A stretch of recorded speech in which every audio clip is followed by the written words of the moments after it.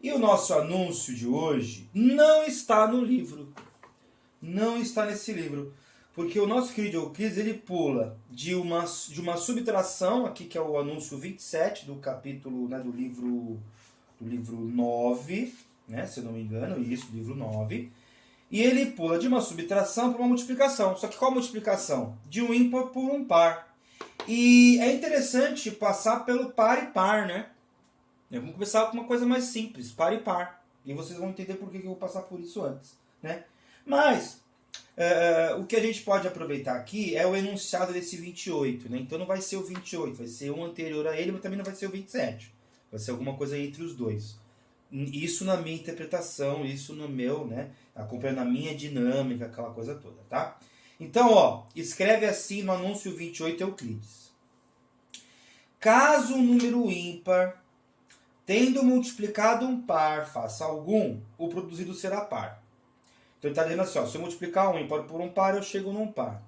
E eu não vou seguir, né, não vou provar isso aqui agora, vou provar no próximo, mas eu vou trabalhar em cima de como ele escreve para poder escrever o próximo, né? Aliás, para escrever esse agora que a gente vai provar. Que é o quê? Um par por um par. Então, nós já fizemos isso em algum lugar, né? Acho que o app nem 6, alguma coisa assim. Então, opa, caiu alguma coisa aqui. Agora que a gente restabeleceu as coisas aqui, né, a tampinha que caiu, vamos aqui construir essa frase, esse enunciado, como se Euclides tivesse construído, né? Vamos aí aproveitar o estilo do autor para a gente fazer aí o nosso, né, a nossa prova.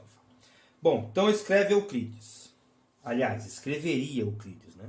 Caso um número par, tendo multiplicado um outro par, faça algum, o produzido será par. Bom, então aqui, ó. Caso o número par, tendo multiplicado um outro par, ou o mesmo par, a gente vai ver depois, faça algum, o produzido será par. Então, como de costume, vamos pegar as nossas unidades para a gente fazer aí as nossas construções geométricas. Então, eu tenho aqui um pouquinho de unidades, né, algumas unidades, e vamos mostrar como que é esse negócio aí, essa operação matemática, essa prova, isso não sei o quê. Ó, até agora, a gente fez isso e dessa forma com as nossas unidades, né? Colocou ao lado e também subtraiu, né? Que é retirar ao lado, né? Aliás, retirar do lado, né? Não ao lado, do lado. 3 ao lado de 2 fazem 5, 5, né? 5 retirados de 2, né? Retirado de 2 faz o 3 e tal. Na soma, aliás, isso aqui é na soma. Na multiplicação vai acontecer uma pequena revolução, né? Pequena não, vai ter uma grande revolução. Ó, eu vou colocar números assim, em perpendicular. Eu vou fazer quadrados com esses números. Ou, se você preferir, seria até o termo mais correto, né, a ideia mais correta, eu vou fazer retângulos com esses números. Ó. Então eu tenho aqui um fazendo, né, ó, um fazendo retângulo com o 1 e o 1 fazendo retângulo com o 2. Né? Poderíamos até abrir mão disso aqui. Mas a gente vê, né, ó, que a área dentro dessa figura, ela é o dobro da que era antes, né? Olha só que interessante isso, hein? Então isso aqui muda o seu jeito de olhar as coisas. Uma coisa é você multiplicar, outra coisa é você somar. Assim eu estou multiplicando, eu estou fazendo o retângulo, né? Eu estou fazendo o retângulo. E aí aparece o número 2 aqui, né? Ó. Aparece o número 2. Veja que antes era assim, né? O 2 era isso aqui. O 2 era a junção das duas coisas. Agora o 2 é outra coisa completamente diferente. Ele, na verdade, é o vazio, né? Existem dois vazios aqui. Olha só que interessante. Né? Existem dois vazios aqui. E antes dele existia apenas um. Existia apenas um vazio. Né? Apenas um vazio. Olha que interessante. Multiplicar isso aqui. Somar isso aqui. Né? Duas coisas bem diferentes. Bem diferentes, né? Lembra daquele negócio de x mais x igual a 22, né? Isso aqui é interessante porque isso aqui não se resolve quando eu tenho apenas somas. Eu não consigo resolver com apenas somas. Eu não consigo resolver somando ou subtraindo. Eu preciso fazer com que apareça um 2, ó. Um 2 vezes x igual a 22. E aí, quando isso aparece, né, quando o 2 aparece, né, quando esse 2 aparece, ó, lembra que eu tenho que fazer a mesma coisa dos dois lados? Aí eu chego à conclusão que x é igual a 11. Mas antes da multiplicação, eu não conseguiria fazer essa operação, né? Aqui é um momento, de certa forma, lacano-geométrico, né? Por quê? Porque ó, eu tenho uma situação real que é somar, que está aqui, x mais x é igual a 22. Mas eu preciso pensar na multiplicação, né? Vou até fazer o próximo número. Eu tenho que colocar um 2 aqui. Né, ó? Eu tenho que imaginar um 2 quadrados, porque 2 vezes x, sendo igual a 22, eu consigo dividir ambos os lados por 2. Eu preciso mudar essa operação, né? Essa mudança aqui, que o Lacan vai dizer que é uma mudança, né? Que é uma operação no real pelo simbólico, né? Ó, isso aqui é um monte de símbolo, né? Isso aqui pode até ser interpretado como sendo um conjunto de imagens, né? Mas, né, até o Freud vai dizer que isso aqui é uma espécie de condensação, né?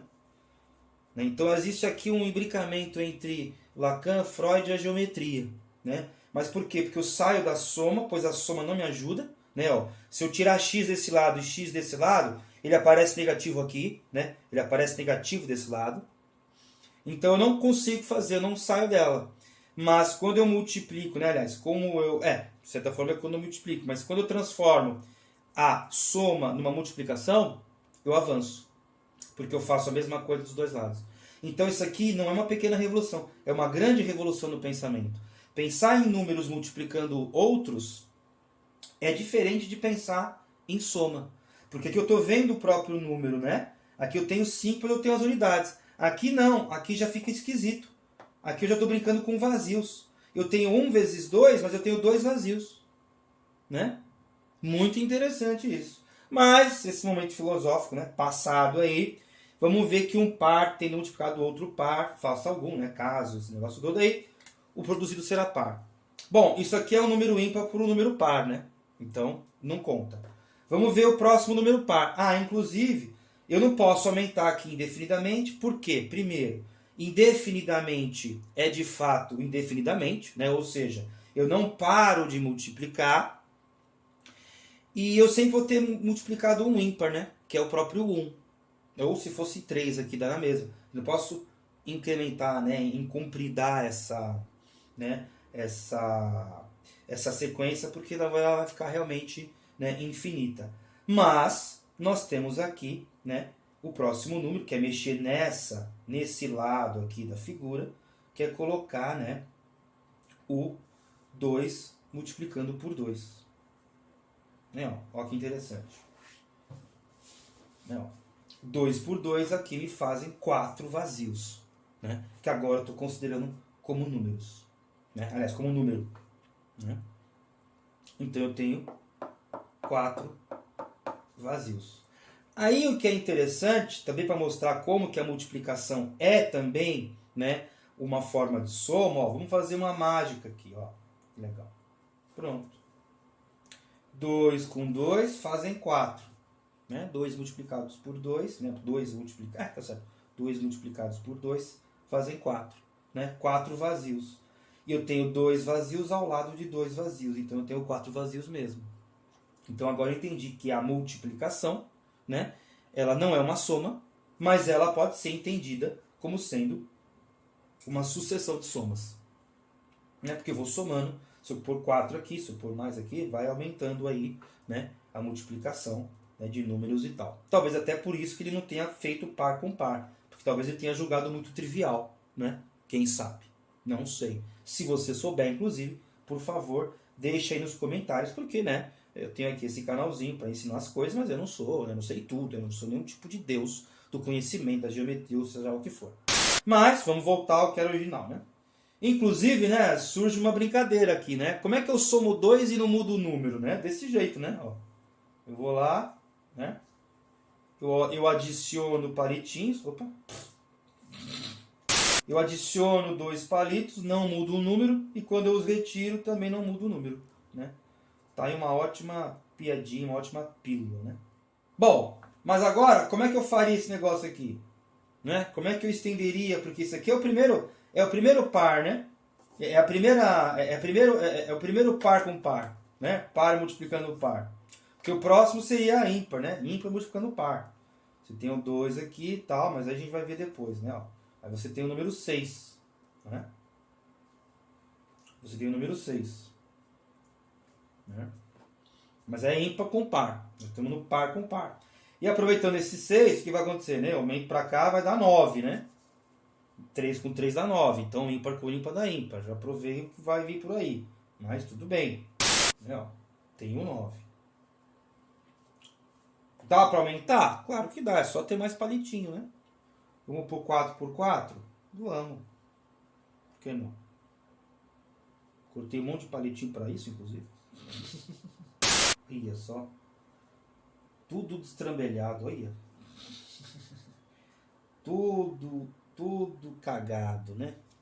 Na minha cabeça tá tão perfeito, mas no papel é tão desgramento, né? Inclusive, né, ó. Bom, antes de mais nada, isso aqui tá vendo que é 4 por 4 dá 16. 16 vazios, né? Então multiplicar é somar vazios, ó, que bonito isso. Multiplicar também é somar vazios, hein?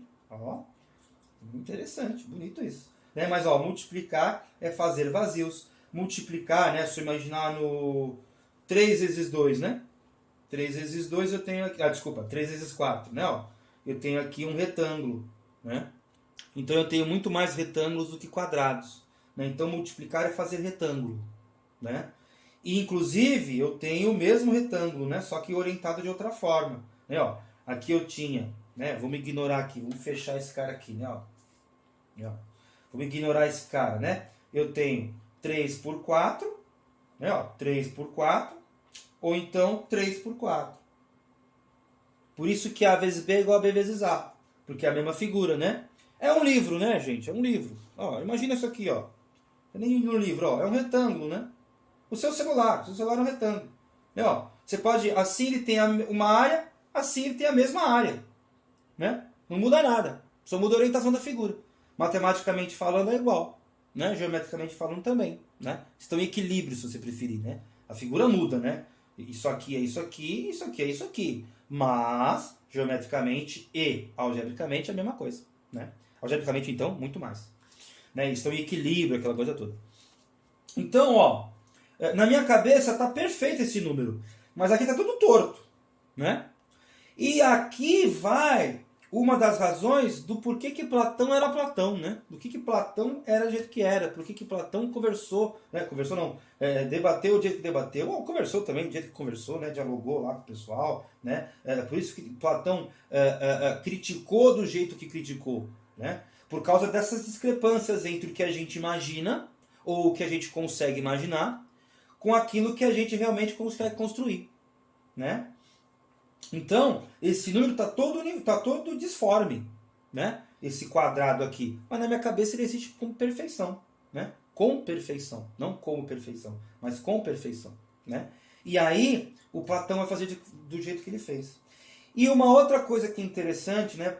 Porque Platão pensou do jeito que pensou também por causa disso. Mas, depois vocês visitem lá, né, o canal do Pedro Ivo, né, o Ateu Informa. E aí vocês vão ver também por que Platão pensou do jeito que pensou, escreveu do jeito que escreveu, né? E por que ele dialogou do jeito que dialogou, né?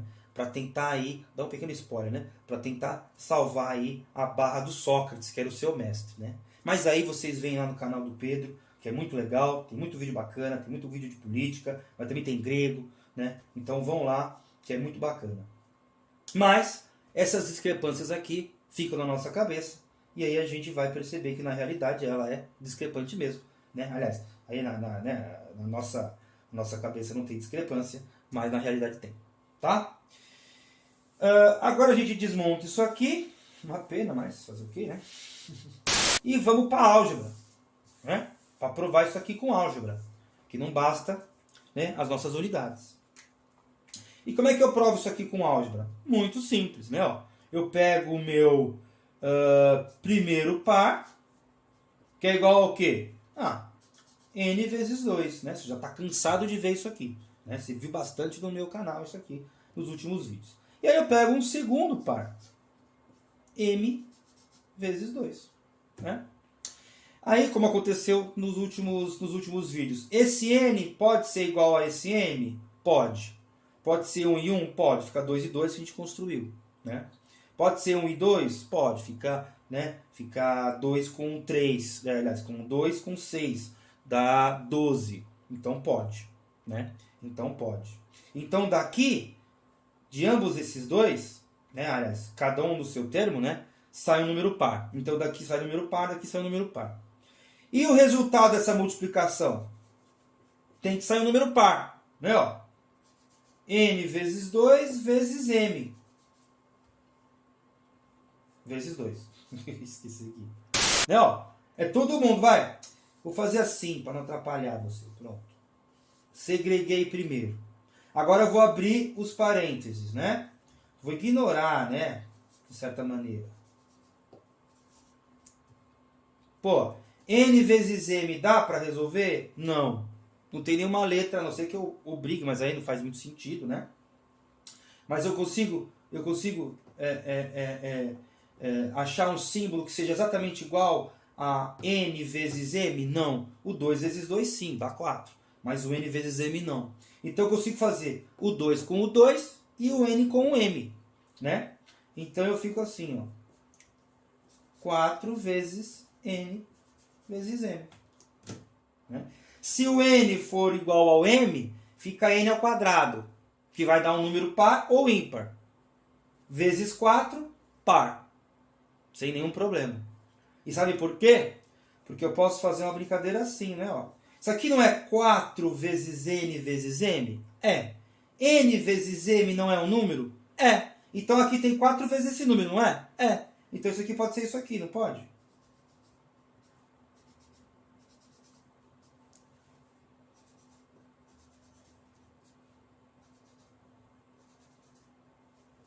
Não pode ser assim? Pode. Então isso aqui não pode ser assim? Não posso juntar 2 a 2? Posso. Começo com uma multiplicação, continuo, soma. Esse número sempre vai ser par. Por quê? Porque esse cara é sempre par. Não importa quanto der o resultado, né? Quanto der, né? O resultado de N vezes M, não importa quando der esse resultado, vai ser sempre um número qualquer que vezes 2 é um par. E aqui é a mesma coisa. Então, par mais par dá par. Então eu sei que par vezes par, né? Ó, par vezes par sempre vai dar par. Sempre vai dar par. O que era preciso provar, apesar que o Euclides mesmo não se preocupou em provar no livro dele. Certo?